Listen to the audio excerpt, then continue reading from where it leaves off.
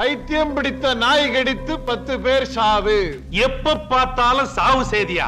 ஏதாவது நல்ல செய்தியா படியா? 20 வருஷத்துக்கு முன்னால வந்த பழைய பேப்பர்லாம் வாங்கி படிச்சா நல்ல செய்தி கிடைக்கும்ல. தெருவுல 100 கணக்கா நாய் இங்க தெரியுதே, அது யாருமே பிடிக்கிறது இல்லையே. ஏன் தெரியுமா? நாய் கடிச்சு ஒரு 10 பேர் சாவட்டுமேங்கிற ஒரு நல்ல எண்ணம் தான். நாய் கடிச்சா செத்துருவாங்களா? பைத்தியம் பிடிச்ச நாய் கடிச்சா சாக வேண்டியதுதான், அவ்வளவு விஷம். ராபிஸ் வைரஸ் நம்ம பாடிக்குள்ள வந்துடுச்சுன்னா நம்ம பாடியில என்னென்ன சேஞ்சஸ் நடக்கும்னு பார்க்கலாம்.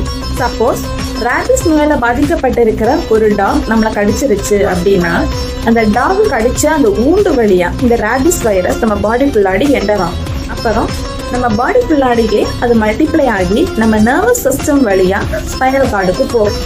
இருந்து பிரெயினுக்கு போய் அப்புறம் சலைவரி கிளாண்ட் அண்ட் எல்லா ஆர்கன்ஸுக்கும் ஸ்ப்ரெட் ஆகும். அப்புறம் சலைவரி கிளாண்ட்ல செக்ரேட் ஆகிற இந்த சலைவா மூலமா தான் மற்றவங்களுக்கும் இந்த ராபிஸ் தொற்று பரவும்.